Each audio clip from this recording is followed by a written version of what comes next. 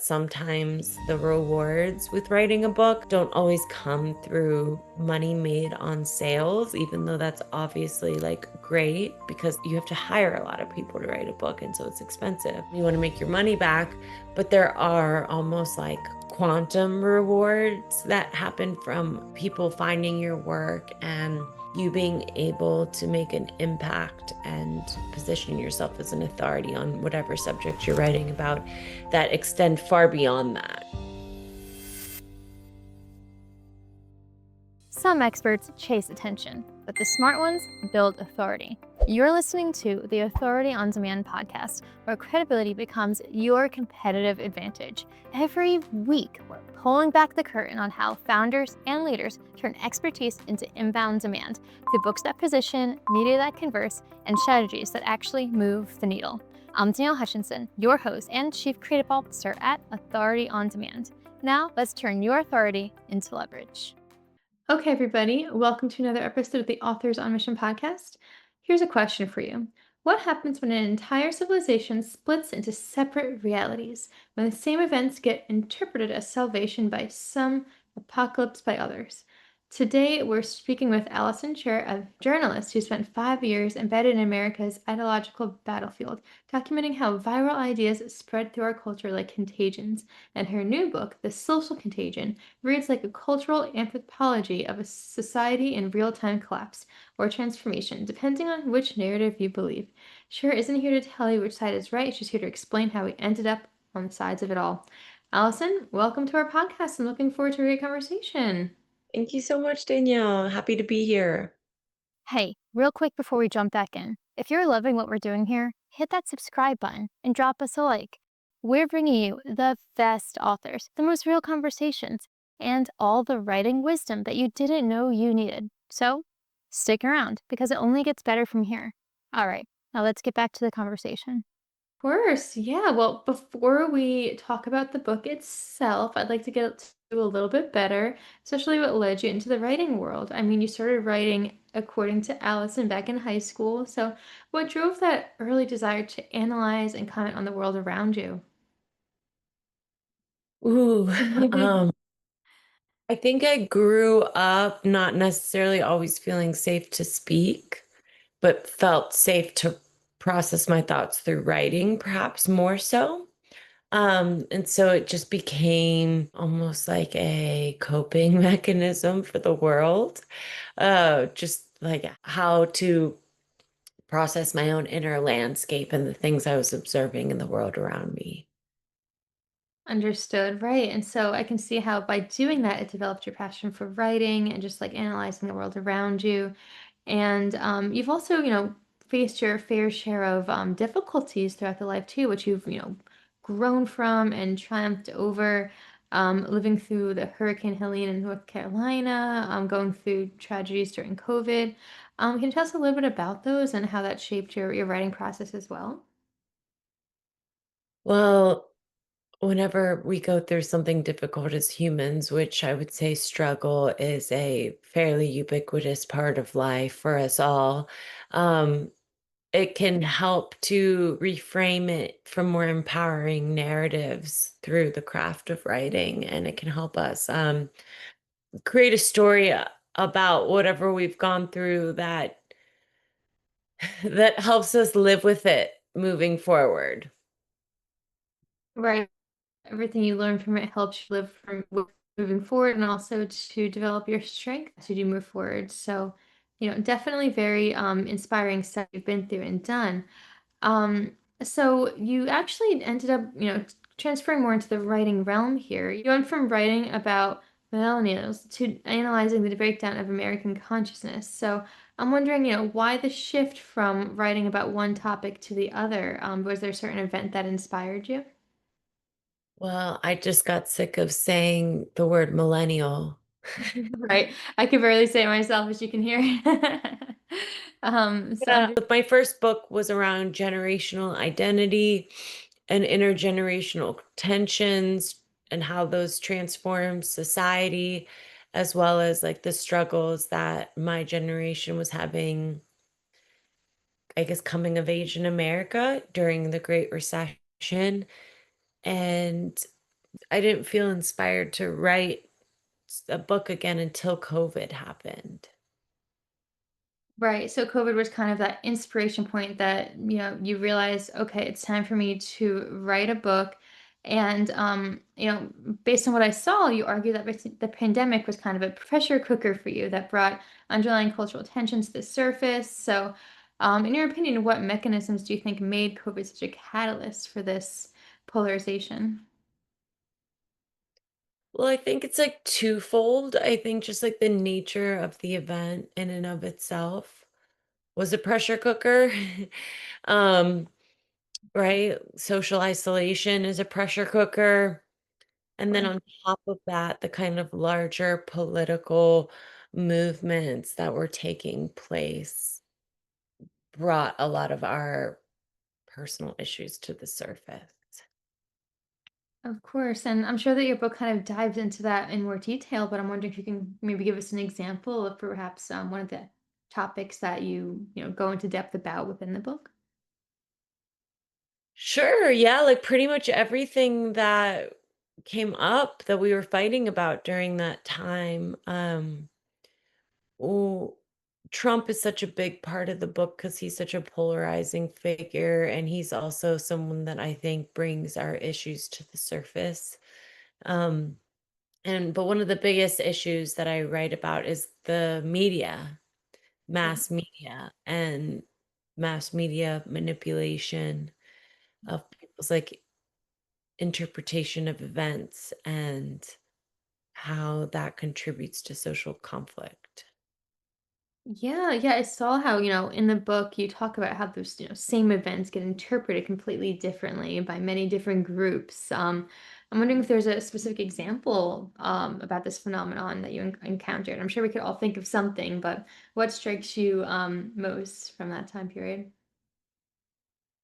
Um, well, we talk about in the book, we talk about the insurgency on the Capitol that happened in 2020 when Trump lost the election.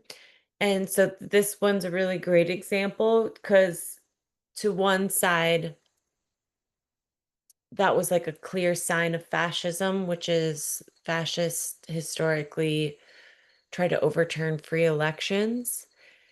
But to the other side, the people who were in support of it and present and there was voter fraud happening due to all the mail-in voting, and there was like corruption happening, and there was like obstruction in the election that they were trying to fight and defend because they believed Trump was really the rightful winner, which he was not, but or you're right, but I guess he's here now.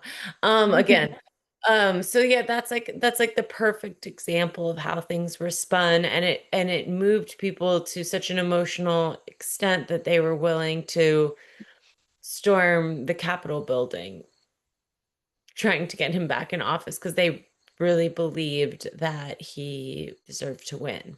But to the other side, this is like absolutely crazy, and these people are domestic terrorists. Right. Yeah. And so I see how you portray these ideas in your book, but one of the main things that you do a really good job at is trying to maintain objectivity throughout the book. So, throughout the writing process, that must have been really hard to approach topics that, taking one position might alienate other people if they disagree. So, what was that strategy like for you, and how did you, achieve that so successfully? Because you do a very good job of presenting the facts without leaning too much one way or another, just, making sure that people understand what's going on. For the listeners out there who are also trying to write about, perhaps sensitive topics like this, what approach did you take?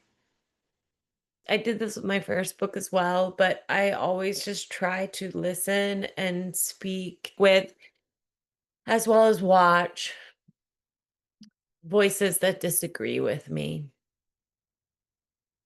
That's Un- like the number one thing I seek out is people who disagree with me, and then I start to probe as to why they see what they see, and then I start to see things from a more expanded vision, and I can write with more neutrality. Understood. So would you say that's a big part of your research process, kind of seeking those alternate viewpoints and using that as a point of reference? Absolutely, and especially for this book, it required me looking towards many different sources and exploring the different way the different sources portrayed events and really analyzing the bias of the sources that I was referencing. Of course. Could you tell us a little bit more about that research strategy too? Because I think for all the listeners out there who are, writers, they're looking to write about topics perhaps similar to this. I mean, it must be challenging to kind of open your mind to these new viewpoints, purposely seek them out, cite them in, a credible fashion. It's a lot of work to do. So I'm wondering if you had a specific, routine perhaps, or any tips that you might want to share on that regard. Mm, yeah, I would argue that the majority of the information that we're fed, and it seemed to like really get bad during the pandemic. But I would say the majority of it, especially on social media, is misinformation. So we're in this very hard time where people are calling it the post-truth era, where we actually don't know what the truth is. So as writers and researchers, it can be incredibly difficult to try to state anything factual.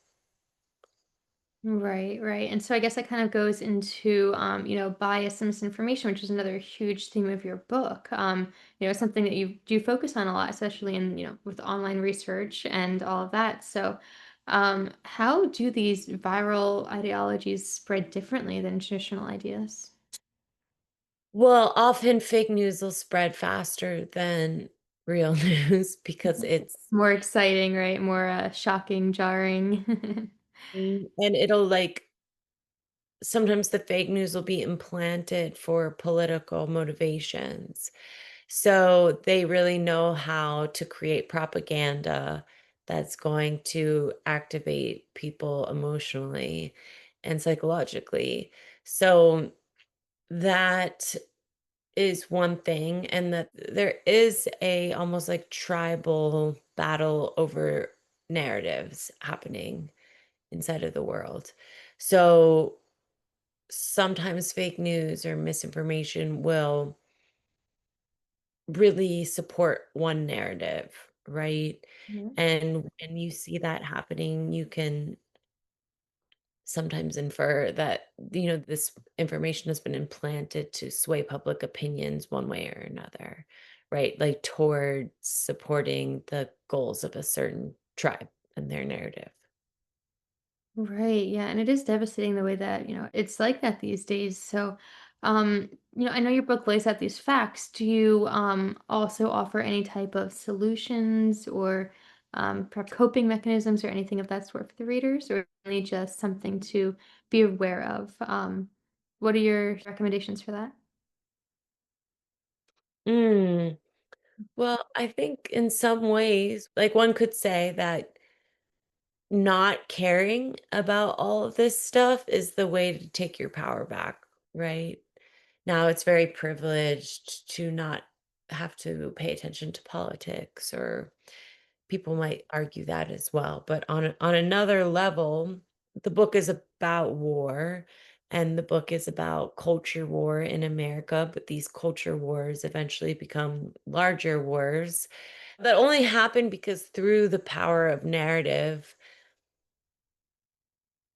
people get us our leaders get us to believe so vehemently around morality of a certain issue that we start physically fighting for it. And I think we did see some violence in America during that time, but nothing like a full out escalation into a war that we see in other regions of the world right now. But we are like geopolitically, I think, witnessing a nexus of all the monotheistic religions waging a giant holy war abroad. So it is very interesting what's going on in the world right now. And all of that ideological stuff does filter back to America because America, in some ways, is a place where these issues are getting hashed out because we have such a freedom of dialogue and we have so many different types of people from around the world who live here. So, and we're one of the most powerful countries in the world. So it's a very interesting time, but, like, say, for example, that we lived in a world where no one really believed that strongly that they knew anything to be 100% true. Um, could they convince us to, like, fight for what was right at that point? Like, probably not. So maybe on that level, if we were just more apathetic towards politics, it would be a more peaceful place and we would be more psychologically peaceful. And I also understand that that's also a limited perspective. But for myself during the pandemic, I got really wrapped up into it, so wrapped up into it that I decided to write a book about it. And then, like, by the end of the process of the book, I was like, this is all bullshit on some level, like, in whichever way you slice it. And in this way, it kind of like writing the book helped. It was like a narrative psychotherapy for me around getting my mind right and unhooking from these media narratives that were causing me to interpret people who viewed the world differently as maybe a form of an enemy of some sort. Understood. So basically, you'd recommend people to kind of, take information with a grain of salt, not get too worked up about it, as you might, phrase it as, but rather to maybe also just do your research and figure out, okay, is this real? Is it not? And would you say that maybe people should be spreading the correct news, or would you say that we should just put it aside altogether if we have the ability to? What would you say? It's definitely hard. There are sources Right. that really work on creating like unbiased interpretations of the news. And I would say that's probably a good place to go. Ground news is one of them. But everything is biased. Like even the AI is biased, right? People will go to the AI to fact check things, but the AI is biased on its trading training data. So in some ways, I'm like, I don't know if we live in a world where we can escape bias. And so that in it, like recognizing that first and foremost helps us to see beyond our like eating our own dog food, if you get what I'm. Yeah, understood. So it's clear that this book is making a huge impact for people, of reading it, especially from somebody, so passionate about it. And I think we can all relate to the what you went through over COVID, just like the big turmoil and upheaval that, we went through in the entire country. That being said, though, I'm curious to know, you mentioned that you were changed throughout the process of writing this book. What exactly can you explain a little more about that? What was the change that you experienced? Yeah, I feel like less bothered by everything. I feel Mm. like I have a lot more understanding of what happened during like processing the last 5 years of our lives, and also understanding, like, where we are at right now as a country and why things played out the way they did, like, this last election, of, like, the issues that were present in the American psyche because of what we went through 5 years ago. Understood. No, that I understand what you mean completely, and it kind of what you were saying before about, just, not caring or being more, you know, taking a step back from it all. It's very important, especially for our own mental health and our sanity too. Yeah, it's um, like able to have nuanced conversations because so much of what we see online is people just, like, drawing political battle lines with the information that they share online, with the videos that they make, the media they make, reacting to what's going on in the world. And I have much more neutrality, and I'm able to almost like look at both extremes of a situation and look at it from a more like nuanced, moderate place. Understood. And it's all very inspiring. They're able to, and I think that maybe picking up your book should, get that understanding too, which is it's wonderful to hear. So all this being said, you have the book out on the market, and I expect it's received some really good feedback so far. But what's next on your agenda then? Are you thinking of writing any other books, or continuing this pursuit of spreading the word of this? What's coming up next for you that we can be looking forward to? I think I'm going to be working on some projects. So, in addition to writing, I also do like communications work for startups. So I think I'm taking on a few projects in that area. And I will also be writing probably another book. I also help authors write their books. So I have some books from my clients that are coming out soon that I've worked on for a few years. So that's exciting. And eventually down the line, there'll be another book. But it is anyone who's an author on a mission knows it's a lot of work. Yeah, that is true. Yeah, and I mean that's what our podcast is all about, right? The authors that are on a mission and trying to make some positive change. So support your quest. It's a very empowering thing for sure. We all need to hear this, especially in the light of what's been happening this year too. So amazing stuff. So, as we begin to wrap up today, I'm wondering if you happen to have any advice to the authors listening today, people who might have an idea that's a little out of the box. Maybe they're not sure if they should write about it, or maybe they're having some trouble writing about it. What's something that you wish you knew when you first got started writing this book? Well, number one, don't make your outline.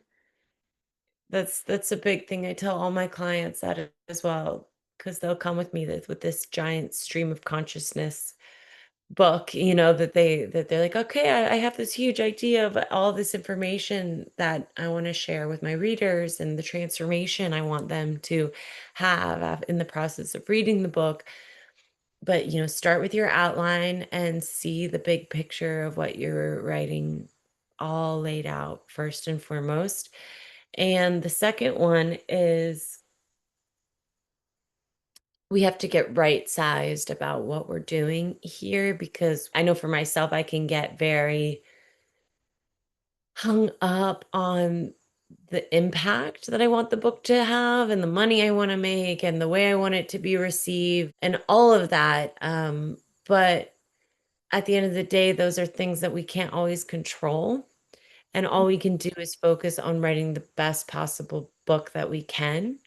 And I think at the end of the day, most people write because the process of writing changes you just as much as it might be for a reader out there who's interested in the subject matter, or Right. to expand kind of the field of consciousness on the planet, or commemorate someone through storytelling, all the reasons why we write. But I personally believe that writing is so thankless, and it's, kind of a dying art form. So if you're going to do it, just be aware of why you're doing that and let the motivation be enough. Like, let it be enough that just writing the book transforms you and your life and your thought processes. And the last thing I'll say is that sometimes the rewards with writing a book don't always come through money made on sales, even though that's obviously like great because you have to hire a lot of people to write a book. And so it's expensive. You want to make your money back, but there are almost like quantum rewards that happen from people finding your work and you being able to make an impact and position yourself as an authority on whatever subject you're writing about that extend far beyond that. Projects you get involved in, shows you get to speak on. So you can't necessarily like think of success so linearly as an author is what I'm attempting to say. No, you make a good point there. I mean, I do have to disagree. I don't think that writing is necessarily a dying art form, as you mentioned, but I do like what you said that you have to think about it more on a quantum level because it is really all about the opportunities that arise from writing, the change you can make from writing, and it's just self empowerment as well. I do agree that it's something to push forward with, even if the odds of making billions of dollars are slim. It's more so about having your name on a book and expressing your ideas because that's what at the end of the day you advocate for what's been going on in this country. Freedom of speech is what we have, right? So we got to keep writing it down. I do appreciate all of your tips though. It's very inspiring to hear, especially in the times that we're going through, so I appreciate it. um so if people want to get in touch with you, maybe they want to seek out some guidance or tips, or even to read the book, where's the best place to reach out and get connected? Well, you can find the book on Amazon. It's called The Social Contagion, and the subtitle is Viral Ideologies and the Culture War for America's Future. And you can also find more about the work that I do helping authors on my website, which is www.alisonsher.com. Okay, well, I love it. Everybody, you've heard it here. You can check out those websites. We're going to put the link in the description box of this podcast today, so you can go ahead and click on over, as soon as this episode's done. Allison, it's been such a pleasure to have you on today. I really appreciate it. You really sparked a lot of inspiration for our listeners today, and hopefully that inspires to write about their own, beliefs and really change the world just like you have. So, thank you so much. It's been a pleasure. Thank you, Danielle. Of course. And to all of our listeners today, thank you also for being a part of another episode of the Authors on Mission podcast. If this conversation sparked your author journey, remember your knowledge deserves to be shared. So join us next time as we continue to helping leaders like you transform their knowledge into impact.